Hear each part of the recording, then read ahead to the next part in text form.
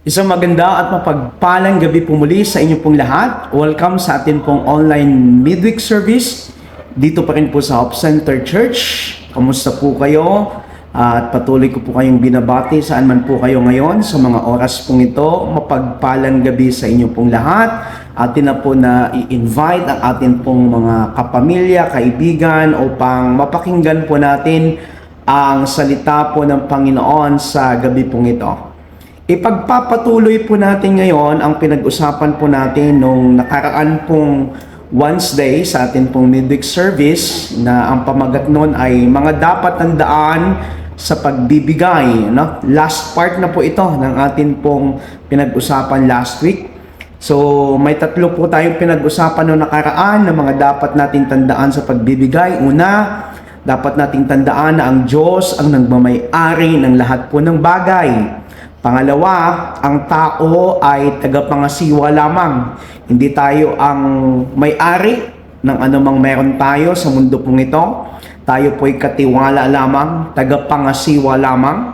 At yung pangatlo ay utos ng Diyos dapat nating sundin. No? Yung pang-apat, sa gabi pong ito ay ang pagbibigay ng pera. Ano? Sa aspeto po ng pinansyal, tinawag po tayo ng Diyos na magbigay para sa kanya pong kaluwalhatian. Yan po yung sabi niya mismo sa Matthew chapter 6 verse 4, no? May iba't ibang uri po ng pagbibigay na nabanggit po sa Biblia.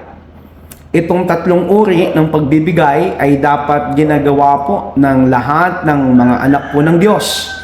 Ibig sabihin, ito po ay hindi optional. Ito po ay mandato ng Panginoon sa lahat po ng mga anak niya.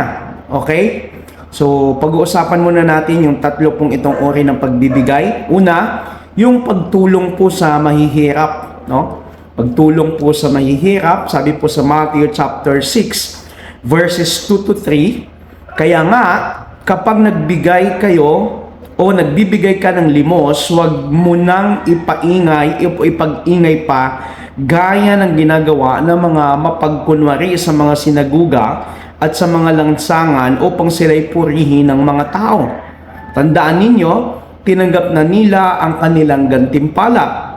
Sa halip, kapag nagbibigay kayo ng limos, huwag mo nang ipaalam ito maging sa matalik mong kaibigan. Okay? So, ang context po kasi nito, nung panahon po na yon, yung iba po na mga tumutulong sa kapwa, sa mga mahihirap, pag nagbigay po sila ay talagang hinihintay nila na mayroong nakatingin, bago nila ibigay yung tulong. Talagang sa madaling salita ay pakitang tao. May iba pong motibo. So tinatawag tayo para po tumulong sa mga mahihirap sa atin pong komunidad. No? Kaya nga po tayo dapat sa atin pong komunidad tayo po isang asin at ilaw doon. No? Natutuwa po ang ating Diyos sa tuwing tumutulong tayo sa mga nangangailangan. Gaya ng sinabi niya po sa Matthew chapter 25 verses 35 to 40 na sinasabi ng kanyang salita na bawat tulong na binibigay natin sa mga mahihirap ay ibinigay natin iyon sa Diyos. Yun din ang sabi sa Kawikaan chapter 19 verse 17. No, kapag tumutulong tayo sa kapwa, tumutulong tayo sa mga mahihirap, ginagawa natin ito para po sa Panginoon. Hindi lamang tayo tumutulong sa mahihirap, kundi ginagawa natin ito para po sa kaluwalhatian ng atin pong Panginoong Diyos. So ang natutuwa po ay ang Panginoon kapag tayo po ay tumutulong sa mga mahihirap o mga nangangailangan. So pangalawa, yung tayo po ay, pangalawang uri po ng pagbibigay ay ang ikapupo sa tahanan ng Diyos. No? Yung atin po mga tithes. No? Ikapo sa tahanan ng Diyos, sabi ng Malakias chapter 3 verse 10, dalhin ninyo ng buong buo ang inyong mga ikasampung bahagi sa tahanan ng Diyos upang matugunan ang pangangailangan ng aking tahanan. Subukin ninyo ako sa bagay na ito kung hindi ko bubuksan ang mga bintana ng langit at ibuhos sa inyo ang masaganang pagpapala.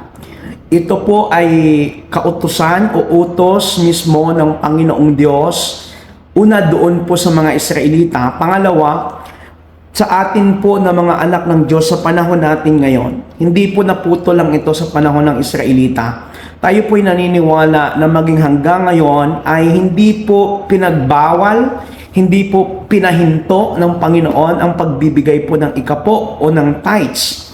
In Leviticus chapter 27 verse 30, sabi doon, lahat ng ikasampung bahagi, maging binhi o bunga ng pananim ay nakalaan kay Yahweh, no? Sa panahon kasi nila, ang kanila pong hanap buhay o pinagkukunan po nila ng kanila pong hanap buhay ay sa pamamagitan ng agrikultura. Kaya ang kanila pong mga dinadala na ikapo ng panahon na yon ay karamihan ay ang kanila pong ani, no? Yung bunga ng kanila pong mga pananim, yun kanilang dinadala. Ano po ba ang ikapo o yung tithes na tinatawag? Ito po ay ang ika-10% ng atin pong kinikita, no? Ito po ay para sa Diyos. So yung utos po ng Panginoon, okay, yung ika-10 bahagi, yung atin pong tithes, no, ay dadalhin daw po natin sa kanya pong templo para po o sa ang templo sa panahon nila na yon sa atin ngayon ay yung church, ano? So para daw may magamit sa pangangailangan ng templo. May magamit sa pangangailangan ng simbahan. Okay? Yun yung dahilan bakit pinapadala ng Panginoon, no? Yung 10% na yan, mga kapatid, ito po ay batas ng Diyos. Hindi kailangan ng Panginoon ng pera. Pero ito po ay sukatan ng atin pong pagsunod, sukatan ng atin pong pananampalataya sa atin pong Panginoon. Let for example, kung ikaw ay maikita na 1,000, ang ika-10 bahagi noon ay 100. So yung 100, ayun ay nakalaan dapat para po sa tahanan ng Diyos. Yan ay nakalaan para mismo sa Panginoon. Okay? Ang ating ika po ay sagrado. Ito po'y banal. Tatandaan po natin yan. Kapag ginamit natin ang halagang ito sa ating mga pangangailangan, ninanakawan natin ang Diyos at inilalagay natin ang sumpa sa ating mga sarili gaya ng sinabi niya sa Malakias chapter 3 verse 8, no? Kapag hindi po natin sinusunod, hindi natin dinadala ang ika-10 bahagi, no, ng ating pong kita, ay ninanakawan natin ang Panginoon. At hindi lang yun, nilalagay natin sa sumpa ang ating pong mga sarili. Ang pagbibigay po ng ikapo ay magdudulot ng 2 benepisyo. Una, proteksyon mula sa sumpa. Okay? At pangalawa, ito po ay pagbubukas ng pinto sa pagpapala ng Diyos. Gaya ng binasa natin kanina. So, hindi lang po proteksyonan ang atin pong mga trabaho, ang atin pong mga pinagkukunan ng income, kundi magbubukas mismo ito ng pintuan para po tayo ay mas lalong pasaganain, mas lalong ibuhos ng Panginoon ang kanyang pagpapala sa atin. Kaya sabi niya doon, subukin ninyo ako sa bagay na ito kung hindi ko bubuksan ang mga bintana ng langit at ibuhos sa inyo ang masaganang pagpapala. Kaya dapat po natin dinadala ang buong ikapo sa tahanan ng Diyos o sa bahay-sambahan kung saan tayo nakatanim. Ibig sabihin kung saan ka umaattend. Okay? Doon mo dapat dinadala ang iyong tithes, ang ika-10 bahagi ninyo. So yun yung pangalawang uri po ng pagbibigay. At ang pangatlo po, letter C, ay paghahandog sa gawain po ng Diyos. Yung offering na po natin. So pag nagbibigay tayo ng atin pong ika-10 bahagi, hindi pa tayo offering, hindi pa tayo nagbibigay ng handog. 2 Corinthians chapter 9 verses 6 to 7, ito ang ibig kong sabihin. Ang nagtatanim ng kakaunti ay aani ng kakaunti, at ang nagtatanim ng marami ay aani ng marami. Ang bawat isa ay dapat magbigay ayon sa kanyang pasya, maluwag sa loob at hindi napipilitan lamang, sapagkat iniibig ng Diyos ang nagbibigay ng may kagalakan. So, self-explanatory po ang binasa natin. Hindi natin kailangan ipaliwanag pa, kundi talagang yun ang sinasabi po mismo ng salita ng Panginoon. Ang bawat isa ay dapat magbigay ayon sa kanyang pasya, maluwag sa loob at hindi napipilitan lamang. May iba po, sinasabi nila na wala na daw po tithes pagdating po sa New Testament. Wala pong sinabi po ang Panginoon na itigil na yung tithes o wala ng tithes. In fact, mayroon pong teaching si Jesus sa gospel na sinasabi niya na ibigay ang para kay Caesar. Si Caesar yun yung sa government ng panahon po na yon. Kasi meron din pong tax na tinatawag sa government, di ba? Pag nagtatrabaho ka, may tithes, may tax. So sabi ng Panginoong Jesus, ibigay ang para kay Caesar at ibigay ang para sa Diyos. So, kung titingnan mo, yun ay tax ang tinutukoy ng Panginoong Jesus. Yun ay ang ikasampung bahagi po mismo, ng kita ng mga tao na dapat po ibigay para sa gobyerno, ibigay ang para sa Panginoong Diyos. Hindi po yun ang usapin doon ang patungkol sa paghahandog. Kung mapapansin natin in 2 Corinthians chapter 9 verses 6 to 7, ang tinutukoy ni Apostol Pablo ay paghahandog. Ito yung offering. Pag nag-offering tayo, hindi pa tayo nagbibigay ng atin pong ikapo. Sa Malakias chapter 3 verse 8, ang tanong ko naman, matuwid bang pagnakawan ng tao ang Diyos? Hindi, ngunit pinagnanakawan ninyo ako. Sa gaanong paraan? Sa ikasampung bahagi at mga handog. Okay? So kapag hindi po tayo nagiging tapat sa atin pong 10% at hindi tayo nagtatapat sa atin pong pagbibigay sa Panginoon, ninanakawan natin ang Panginoon ng harap-harapan. Makikita natin sa Malakias chapter 3 verse 8 na iba ang ikapo kaysa paghahandog. Malinaw po ayun, Iba po ang paghahandog kaysa ikapo. Ang paghahandog ay dapat kinukuha mula sa 90%. Okay, 90%. Like for example, sabi ko kanina, meron kang 1,000, ang 1,000 mo, ang 10% noon ay 100. Saan ka kukuha ng iyong i-offering? Doon sa 90% na natira sa iyo sa kita mo, hindi doon sa 10%. Okay? So sana maliwanag yun. So, yung 10% mo, separate yun, binabalik mo agad yun sa Panginoon. Pero, ang iyong paghahandog o yung offering, kukunin mo yun doon sa 90% na bahagi ng iyong yung natira sa iyo na kita mo, Sa pagbibigay ng ikapo, ang Diyos ang nagpasya kung magkano. Ito ay 10%, ngunit sa pagbibigay ng kaloob, tayo ang magdidesisyon kung magkano ang ating ibibigay. So it's up to us. Pero siyempre, pag nagbibigay po tayo, ibibigay natin kung anong best natin. Tama, di ba? Pagmahal natin, di ba? Pagmahal natin yung isang tao, kung ano yung best, ginagawa natin para sa kanya. Kasi iniisip natin, deserve niya yung best. How much more sa Panginoon? Kaya pag nag-o-offering tayo, although na tayo po ang magde-decide kung magkano yung ibibigay natin sa Panginoon, but of course, dapat yung best pa rin. Kasi ang tinitingnan ng Panginoon yung puso natin, Yung binigay mo ba, yun na ba talaga yung best mo? Yun lang ba yung best mo? Alam ng Lord yun. O ang binibigay lang natin ay yung mga kakapiranggot, yung mga tira-tira po natin. Alam ni Lord yun, wala tayong maitatago sa Kanya. So ang pagbibigay po ng kaloob ay pamumuhunan natin sa kaharian po ng Diyos. Ang nagtanim, kung nagtanim tayo ng kaunti, aani din tayo ng kakaunti. Ngunit kung nagtatanim tayo ng madami, aani din tayo ng madami. Alam niyo po, yung pagbibigay, sukatan po ito ng atin pong pagsunod sa Panginoon. Sukatan po ito ng atin pong puso. Kung nasaan nga ba?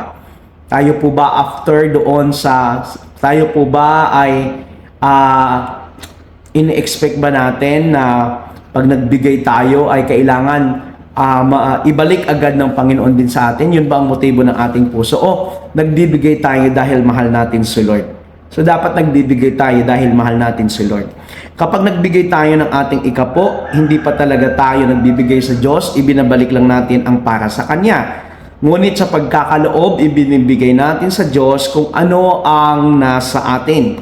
Okay? Ulitin ko po 'yon. Pag ikaw ay nagbibigay ng iyong tithes, ibinabalik mo kung ano ang para sa Diyos, which is yung 10%.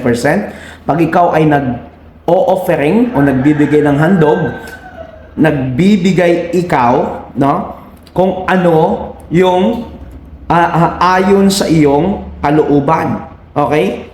Nagbibigay ka mula doon sa iyong naiwan na 90% nakita mo. Okay?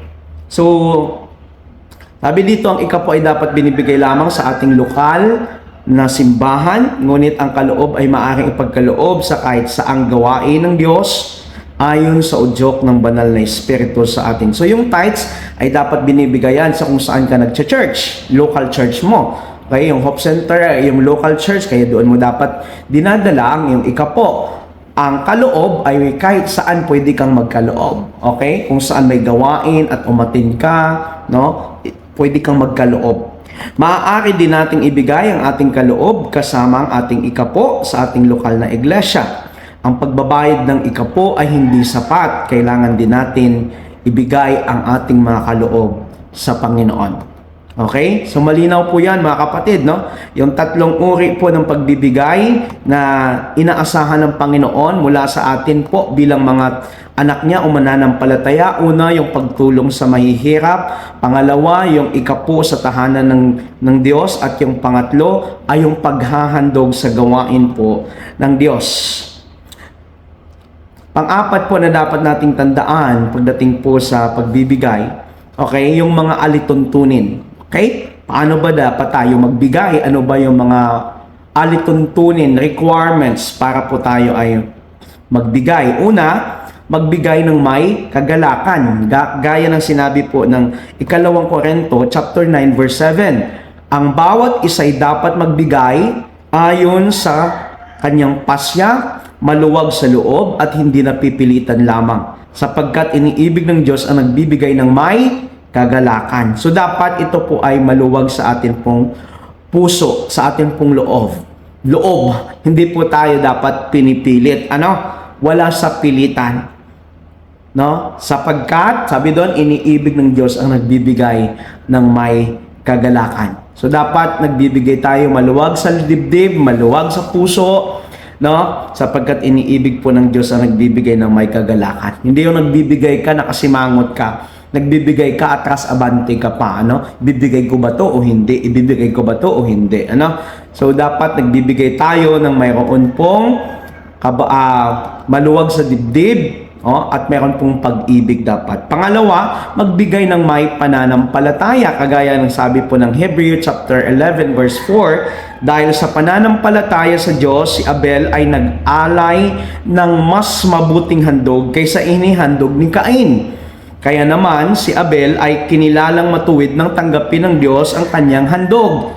Kahit patay na, nagsasalita pa siya sa pamamagitan ng kanyang pananampalataya. So alam natin siguro ito yung kwento sa magkapatid between Cain at saka si Abel. Si Cain kasi naghandog sa Panginoon ng tira-tira. Naghandog sa Panginoon ng mga ani niya na kung saan ay mga pineste.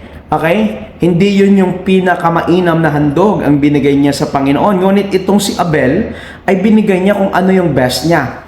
Tatandaan po natin mga kapatid, hindi nire-require ng Panginoon o hindi hinahanap ng Panginoon kung anong wala ka. Ang tinitingnan ng Diyos kung anong meron ka. Ano ba ang meron ka na kaya mong ibigay sa Panginoon? Ano yung best mo? Kung yung best mo ay 10 piso, yun na yung pinaka-best mo, yun ang ibigay mo sa Panginoon. So, hindi tinitingnan ng Panginoon yung amount, pero tinitingnan ng Panginoon yung puso natin. At kung ano yung meron po talaga tayo, hindi natin madadaya ang Panginoon. Pero kung meron kang, halimbawa, meron kang 10 milyon, okay? May 10 milyon ka. Tapos, ang binibigay mo lang sa Panginoon, 100. Okay, hindi yun yung best mo. Diba? Pinagpala ka ng Panginoon ng 10 milyon. Tapos ang inihahandog mo lang sa Panginoon 10 piso, 100, di ba? So, alam ng Lord 'yon. Ano yung best natin? So, hindi ka din hahanapan ng Panginoon kung ang kita mo ay mga 1,000 lang, okay? Tapos hahanapan ka ng Panginoon ng mas higit doon sa kinikita mo. Hindi po ganoon ang atin pong Panginoong Diyos. Kung anong meron tayo, kung ano yung best natin, yun ang ibigay po natin. Pangatlo, magbigay ng may tamang motibo. Yun. Matthew chapter 6 verse 4, gawin mong lihim ang iyong pagbibigay ng limos at ang iyong ama na nakakakita ng kabutihang ginagawa mo ng lihim ang siyang magbibigay ng gantimpala sa iyo. Ng iba kasi, nagbibigay para pa-impress, para sumikat, pasikat. O di yung iba naman ay nagbibigay kasi yung motibo nila, pag nagbigay ako, pagpapalain pala ako, Alam niyo, totoo yan, pagpapalain naman talaga tayo, pero dapat hindi yon yung pinaka number one na motibo ng puso mo, bakit ka nagbibigay. Kasi kapag nagtatapat ka sa Panginoon, sigurado ikaw ay pagpapalain ng Panginoon. Okay? Pagpapalain ka ng Diyos kapag ikaw ay nagtatapat. Hindi mo kailangan isipin yan. Hindi kailangan ganun ang iyong motibo. Kasi bago ka pa nagbigay, nauna nang nagbigay ang Panginoon. Okay? So sana yun ang atin pong gagawin, mga kapatid. Tama dapat ang motibo ng ating puso. Hindi tayo magbigay kasi gusto natin mapagpala lang ng Panginoon. Tandaan natin ang pagpapala ng Diyos ay automatic po yan kapag tayo po ay nagtatapat sa ating pong mga ikapo at sa ating pong pagbibigay. Okay, pang-anim na dapat po natin tandaan sa ating pong pagbibigay, ang gantimpala sa pagbibigay. Okay? Kawikaan chapter 11 verse 25, ang taong matulungin sa sagana ang pamumuhay at ang taong marunong tumulong ay tiyak na tutulungan. Luke chapter 6, Lucas chapter 6 verse 38, magbigay kayo at kayo'y bibigyan din. Hustong takal, siksik, liglig at umaapaw pa ang ibibigay sa inyo. Sapagkat ang panukat na ginagamit ninyo sa iba ay siya ring gagamiting panukat sa inyo. Ang nagsasalita po mismo dito ang ating Panginoong Hesus. Magbigay daw po tayo ng hustong takal, siksik, liglig at umaapaw. Yun yung sinasabi ko kanina na kung anong meron ka at yun yung best mo, bigay mo yan. Kasi, sabi doon, sapagkat ang panukat na ginagamit ninyo sa iba ay siya rin gagamiting panukat sa inyo. Kung gaano ka ka-generous, okay, yun ang susukatan din ng pagbibigay ng Panginoon o ng iba sa iyo. Kung paano ka tumulong, yun din ang sukatan ng pagtulong ng iba sa iyo. Pag-unlad, mga pagpapala at proteksyon at ang pabor ay mga gantimpala ng pagbibigay. Kaya dapat natin pong tandaan ang lahat po ng mga ito. Una, ang Diyos ang nagmamay-ari ng lahat ng bagay. Pangalawa, ang tao ang tagapangasiwa lamang. Pangatlo, utos po ng Diyos, sundin po natin. Pang-apat, pagbibigay po ng pera, dapat magbigay tayo o tumulong tayo sa mga mahihirap. Pangalawa, ibigay natin yung atin pong mga ikapo. At pangatlo, ay dapat ibigay natin ang handog natin sa gawain po ng Diyos. At yung sunod po, yung panglima, mga alituntunin po ng pagbibigay. Una, magbigay na mayroon pong kagalakan. Pangalawa, magbigay ng may pananampalataya. At pangatlo, magbigay na may tamang motibo. At pang-anim na dapat nating tandaan sa pagbibigay, may gantimpala po sa pagbibigay. Pero dapat hindi yon yung motibo ng atin pong puso bakit tayo nagbibigay. Kasi automatic may pagpapala talaga ang Diyos sa atin pong pagbibigay. Ano man ang ginagawa natin sa Panginoon, okay, mayroon pong laging pagpapala ang Diyos na nakalaan para sa atin. Huwag po tayo manawa na magbigay, tumulong sa kapwa, tumulong sa gawain ng Panginoon. Huwag nawa tayo manawa sa pagbibigay ng atin pong mga ikapo at ng atin pong mga handog at maging sa pagbibigay po natin sa misyon ng Panginoon. Ang lahat ng ito ay nakikita ng Diyos at siya po ang bahala na magbalik ng lahat ng mga pagpapala pong ito at lahat ng mga binibigay natin para po sa ikalalago ng kanyang gawain. Kilala tayong lahat ng Panginoon at alam ng Diyos ang ating pangangailangan. Hindi natin kayang unahan ng Panginoon pagdating sa pagbibigay sapagkat ang ating Panginoong Diyos ay bago pa tayo magbigay, siya po ay nauna nang magbigay para sa atin.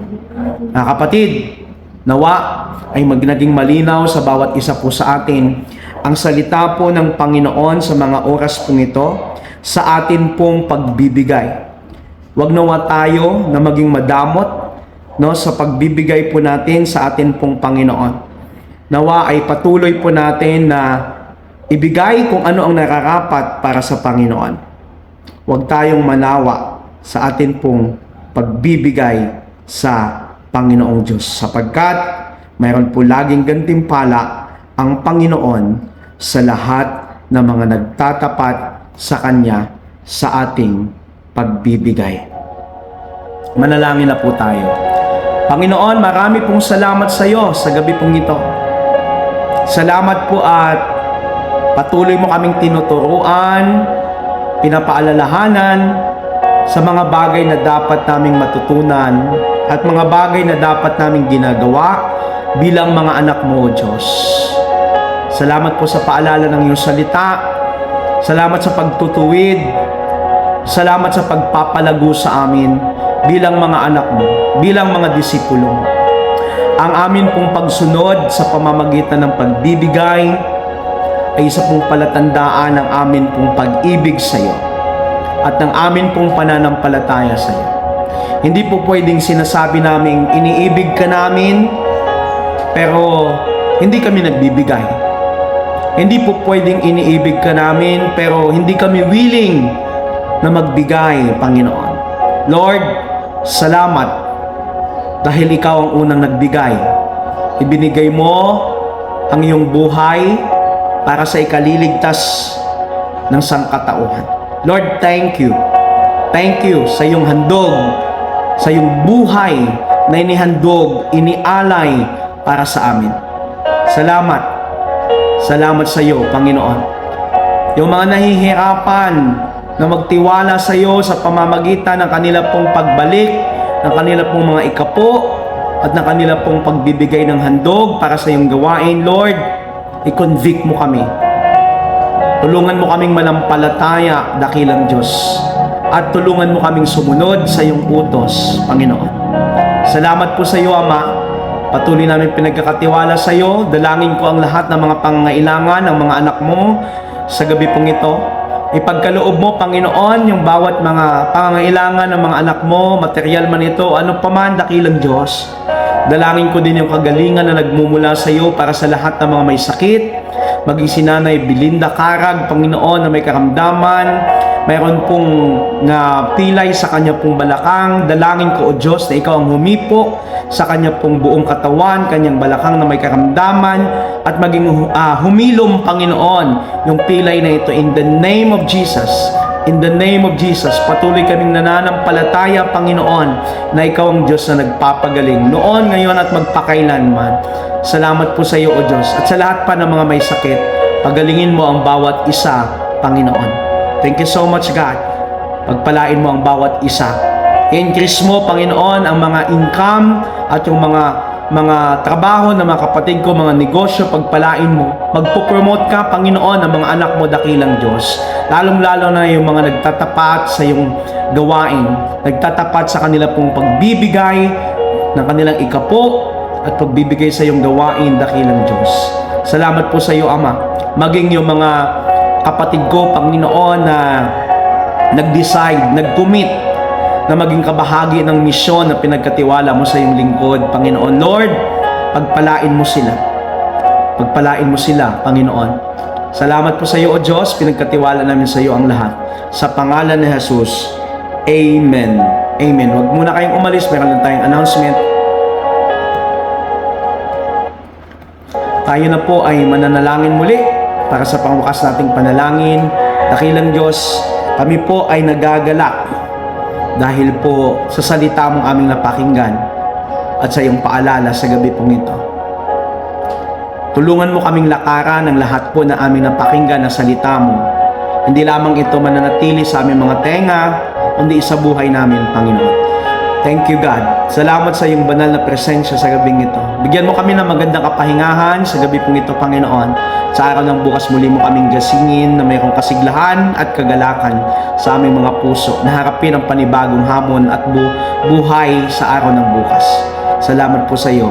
aming Panginoong Diyos. Mga kapatid, sa ating pagtatapos, patuloy mong taglayin ang pagpapala ng Diyos Ama, ang pagliligtas ng Diyos Anak, at ang patuloy na pag-aaliw ng banal na Espiritu ngayon at magpakailanman. Ito pong aking dalangin sa pangalan ni Jesus. Amen. Amen. Muli po, isang maganda at mapagpalang gabi sa inyo pong lahat. Mabuhay po kayo at patuloy po kayong pagpalain ng Panginoon. Have a good night sa bawat isa.